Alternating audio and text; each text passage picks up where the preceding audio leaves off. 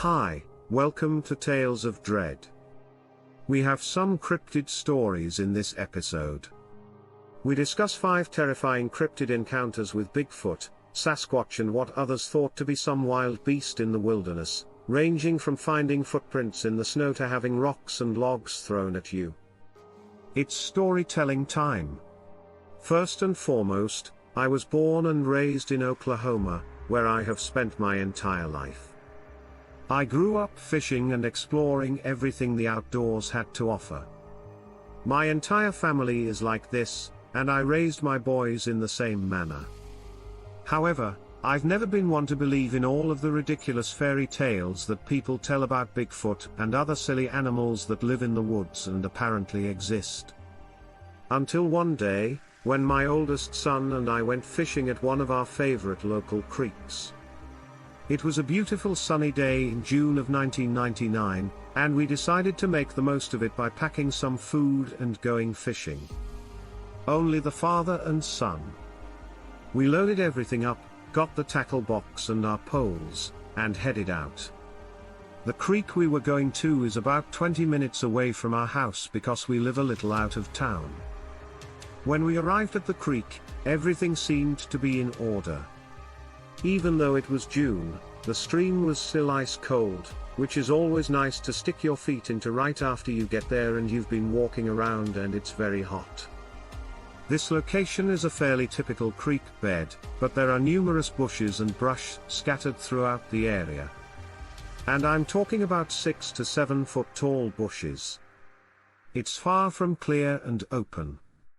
So you have to find a nice spot to fish along the river bank. We found a nice spot to sit and started unpacking our food and setting up our tackle box and poles. As I sit there assisting my son, I notice that his attention is not focused on what we're doing. Instead, he's looking over my shoulder with a puzzled expression, and appears to be distracted. That struck me as odd, given that my son's favorite pastime is fishing, and I never lose his attention to anything other than fishing. So I turn around to see what he was looking at, and I'm guessing it's a bear or something. But I was mistaken. About 30 feet away, behind a 5-foot bush, there was this face peering out, staring at both of us. It appeared humanoid, but also had a Neanderthal-like quality to it, with hair all around it and a more cone-shaped head. Although the cheeks were bare and the skin appeared leathery, there was hair all over the face. The eyes were dark, and I couldn't see any pupils. It had a nose like ours, not a gorilla's. I wasn't sure what it was at first, but once it realized both of us were looking at it, it immediately lowered its head. My son begins to panic, wondering what on earth was staring at us. I was starting to freak out as well, but I just chalked it up to someone playing a trick on us with some sort of stupid Hollywood mask. So I yelled, "Whoever you are, leave now, I have a gun on me," and this thing bolted out from behind this bush into the wood line about another 70 to 80 feet. Now I'd like to remind you that this is total daylight, so we can see everything quite clearly. This thing stood about 5 to 6 feet tall and was quite hairy. I'm talking about completely black hair. Except for the cone-shaped head and lack of a neck, if a black bear could walk on 2 legs and run like a human, you'd be pretty close. It didn't appear to have much of a neck, and its arms swayed back and forth. It also had a barrel-shaped body and was built like a tank. I'd never seen anyone or anything run so fast before. It vanished as soon as it reached the wood line. My son spent the rest of the day wondering what on earth we saw. I told him we'd talk about it later and to just enjoy our fishing trip. We didn't fish there for long before he became too uncomfortable. So we left to return home on the drive home. My son is in a coma and asked if we saw a Bigfoot. I told him that Bigfoot wasn't real, and that it had to be someone playing a joke on us. Looking back, I was extremely naive to believe that I had told this experience to a couple of Bigfoot enthusiasts, who informed me that what I had witnessed was most likely a juvenile Bigfoot, as it appeared far more curious and playful than territorial or aggressive in any way. I'm not particularly alarmed right now. But whatever it was bizarre. I felt strange seeing what it was now that my son is all grown up and still goes fishing in the same spot. But we've never really talked about it since, and I've never brought it up again. Story number 2. This is a story my grandfather used to tell me when he was younger. He's had property in his family for a long time, and he and his father used to hunt on their Texas property. Our family has recently relocated to Minnesota, where we have been residing for a long time. We don't even go to the old property anymore and haven't in ages. My grandfather has been hunting since he was a child, so he's a fairly experienced woodsman with little fear. Hearing about this encounter still gives me chills because my grandfather gets shaken up every time he recounts it. My grandfather hunted deer, coyotes, squirrels, you name it, and they had a lot of land to work with. So he had plenty of time to get to know the woods around him and get a feel for the game in the area. There's even a wild turkey that runs around there now and then. As a result, there was plenty to hunt all season. This particular day ended with him taking a different route than usual to venture out to a different part of the property that he wasn't used to, and his father had several different routes. They would leave their property and go hunting in different areas. After about a mile, he began to hear strange vocalizations and other strange noises in the woods around him. He initially thought it was a bird, but there are no birds in the woods that make noises like these. They'd come and go. So he dismissed them at first, but they became louder and more frequent. But he kept going because my grandfather isn't afraid of anything after he's ventured. Perhaps another mile was when he began to notice a strong skunk musk odor that was said to smell like rotting meat and skunk. My grandfather described it as coming across a pile of 100 dead rotting skunks baking in the sun. He stated that it was extremely powerful.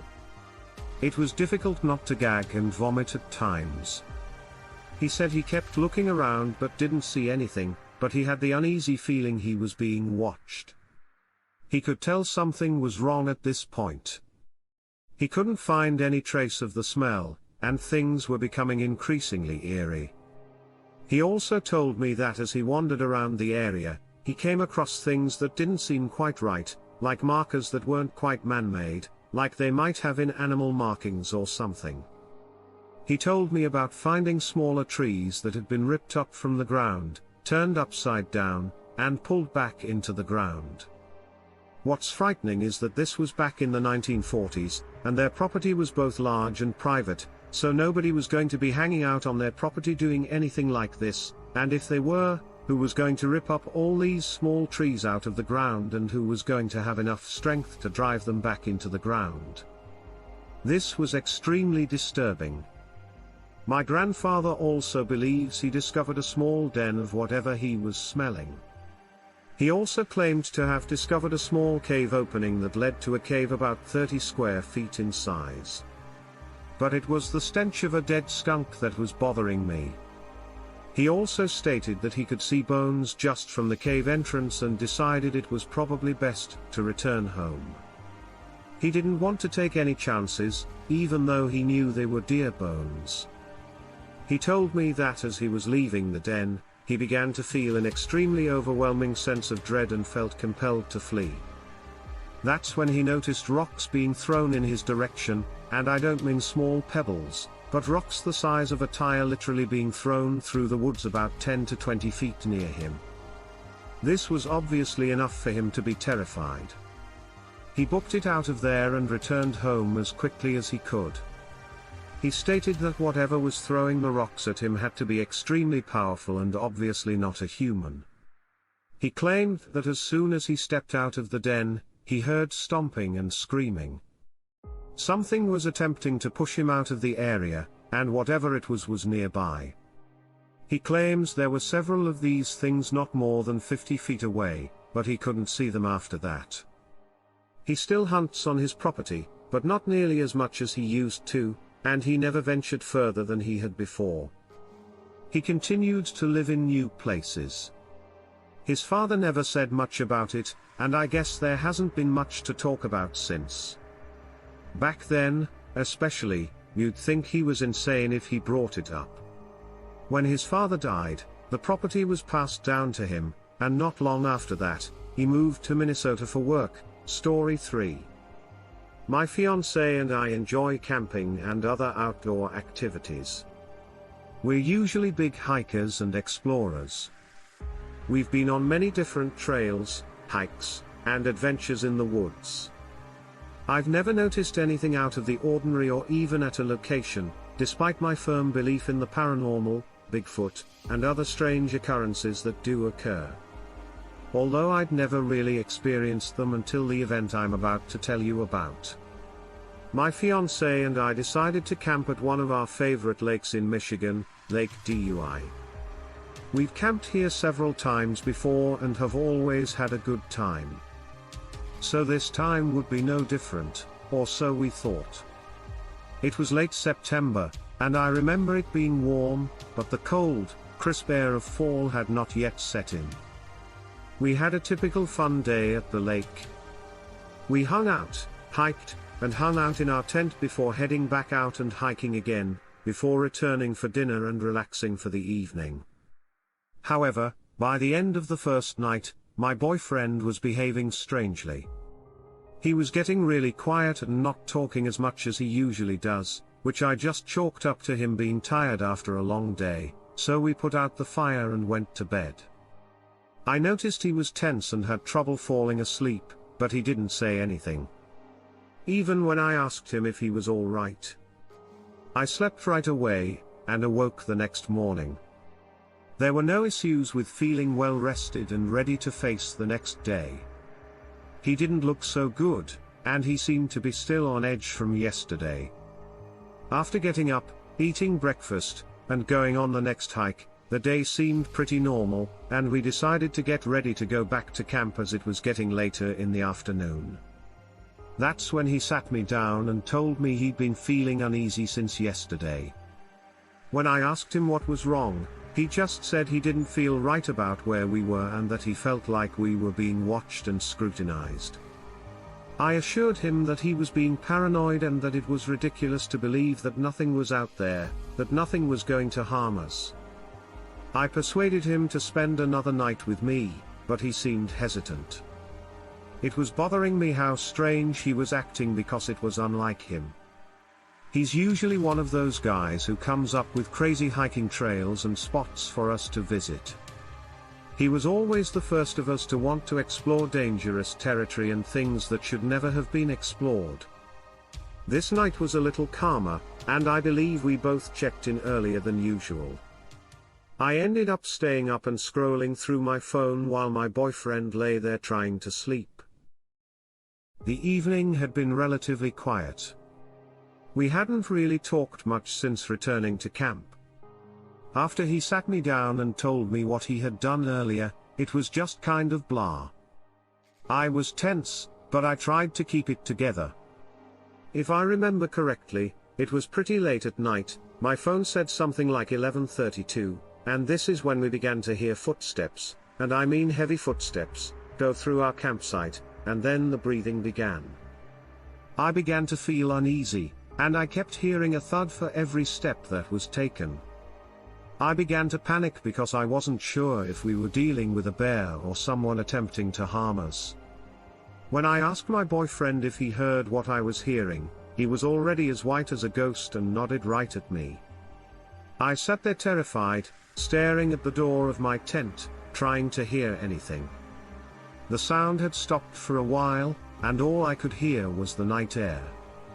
The stomping would pause for a few moments before restarting.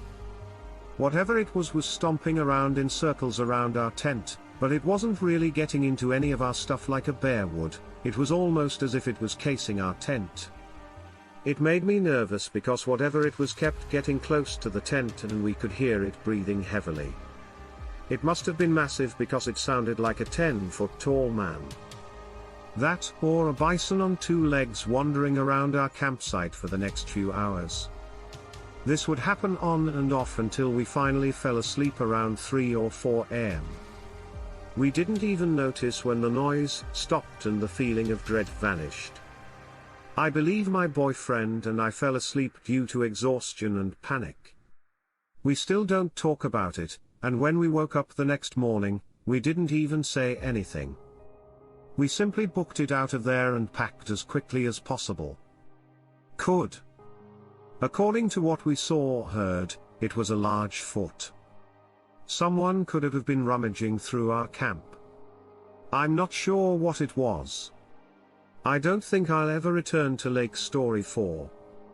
My brother Travis and I have been hunting together for as long as I can remember, dating back to when my paw, God rest his soul, used to take us when we were kids.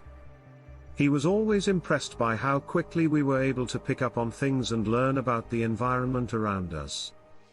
It was great to notice things like track markings and sounds. We didn't start going hunting with him until we were about 9 or 10 years old, and we fell in love with it right away. Our paw died of cancer when we were about 17 and 16, respectively. Since my little brother is only a year and a half younger than me, things haven't been the same. So, in order to honor that, my brother and I make it a point to go hunting together every year. It is critical to the survival of the family line. Our uncle has some land that has been passed down for several generations that me, my brother, and Paul have hunted on for the past 5 years. However, we had been going to different places to hunt, and it just wasn't the same as our uncle's property. So we decided to go back to our uncle's this year and give it a shot. We contacted him and received his approval. And because we arrived early in the morning, luckily for us, there are several different tree stands set up throughout my uncle's property. He has approximately 80 acres of deep woods. We are in Montana after all, and we have a really nice cabin-style house where we sometimes sleep before we go camping, so we knew we wanted to hit the usual tree stands this time. We arrived early that morning, all geared up and ready to go. My brother was clearly going to take a stand about a half-mile away from where I was. We were both going to go about 2 to 3 miles into the woods to this one specific spot that we both knew about. It was a pretty good clearing, and there were a lot of bucks and does that were usually mentioned here. So we knew this was the best location. We had already arrived and were on our way to the designated locations. We had to leave. I wished my brother luck, and he reciprocated. I climbed up into my tree stand and sat there waiting. Usually, when I get to my tree stand, it's difficult for me not to relax and just be comfortable. It's fantastic. I enjoy being outside in nature and hunting, that is where I belong. And I've always felt so calm. The sun was barely visible through the clouds. It couldn't have been later than 5 or 6 o'clock in the morning. I can't recall exactly. I found it odd, however, that I didn't notice any wildlife swarming in the area as we hiked back to these stands. But I didn't think anything of it at the time. Nothing had happened for an hour. The woods were unusually quiet, and everything was gone. I mean, there was no sign of anything. It struck me as strange. It wasn't long after that I began to hear strange noises coming from the woods. I couldn't really put my finger on where it was coming from. I could feel it approaching from behind me. I assumed it was a big buck finally passing through the area because it sounded so heavy, with brush crushing and twigs snapping. The only problem was that the heavy thudding and footsteps I was hearing didn't sound like they were coming from a 4-legged creature. It sounded like a large person, but it was far too large to be a person. I began to hear what I can only describe as whooping and other strange sounds. I began to feel anxious. As I looked out of my tree stand to see if I could spot what it was, the sounds became increasingly louder. Coming into the woods from the clearing, not even 50 yards away from me, was this massive, hairy man. I quickly ducked my head down to avoid being seen, and every step it took was a deep thud, and I could hear it wheezing and breathing heavily. I could hear it walking towards me, then slowing down as it got closer to my stand. I was so terrified that I didn't know what to do. I gripped my rifle tightly, hoping I wouldn't have to use it in this fight because I knew I wouldn't be able to stand up to this thing. It slowly passed beneath me, and continued on its way. I waited until it was completely gone before moving a muscle. It seemed like an eon. I quickly opened the hatch and exited my stand, instinctively running to my brother's stand, which was only half a mile away. I knew it wasn't too far away. And if I can just get past the thing that walked right under my stand, I'll be fine. The silence in the woods made me nervous because it meant it was still in the area. I probably got to my brother's stand in 10 minutes or less. He was also ghostly pale. When I told him what had happened, he didn't say much. He simply stated that we needed to leave. So we made a beeline for the exit. I've been hunting for years and have never seen or encountered anything like what I did that morning. My brother didn't tell me until we were back at the truck. He saw the same thing while walking near the history stand, and he doesn't believe this creature saw him or intended to harm him. He's most likely correct. But this is something I never want to happen again. It truly terrified me, and I haven't been able to return to my uncle's property and hunt since my brother was able to move on and get over it, but he will never talk about it. And since then, we've discovered new areas and locations to hunt in. I think we've just decided not to go back, even if it's an unspoken rule that whatever is running around on my uncle's property stay away from me. Story 5, when I was in my early 20s, I enjoyed going out in the winter and exploring as much as possible. It was my favorite time of year to go hiking. Everything was so magical, and even though it was cold, the temperature and climates never kept me away, and even though most people didn't go outside at the time, I always dressed appropriately. My favorite thing to do is drive down all of the abandoned logging roads and just pull over and start exploring. Those are usually the best parts because so much of the surrounding woods is untouched. Of course, I enjoy going out and exploring in all 4 seasons. But winter is so distinct. I'm not a hunter or a woodsman by trade. I simply enjoy hiking and exploring, but I have many good friends who are avid outdoorsmen and hunters. Now, no matter what season you are in, there is always something to see and explore. I frequently carry weapons with me, such as elephant knives, in case I come across a bear, a mountain lion, or anything else that could put me in a bad situation at the time. I came across what appeared to be extremely large tracks down by this little frozen river a few miles into the woods while exploring the area. I've always been skeptical of the Bigfoot phenomenon, but this was incredible to witness firsthand. I'm not sure if anyone else comes out this way, and if they do, I highly doubt they'll bring a fake foot imprint on the ground. This was a dried up old creek bed that appeared to have been abandoned for a long time. Because the footprints appeared to be old and frozen, it was possible that it had dried up years ago. What really drew me in was the overall impression of the footprint, which was clearly set quite deep into the frozen ground. These tracks weren't exactly in the snow.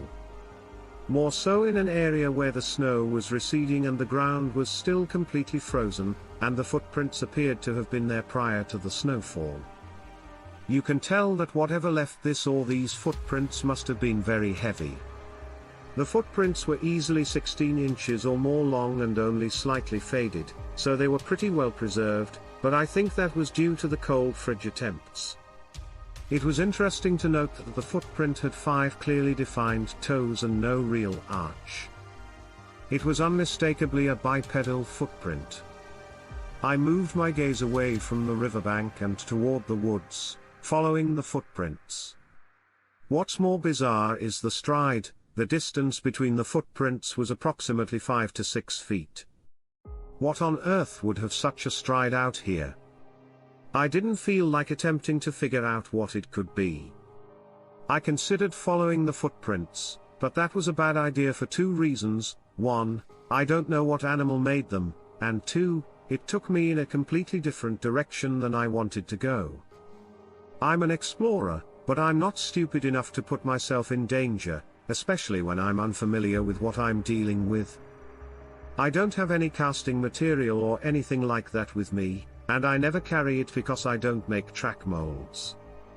This was just a random set of tracks that I happened to come across.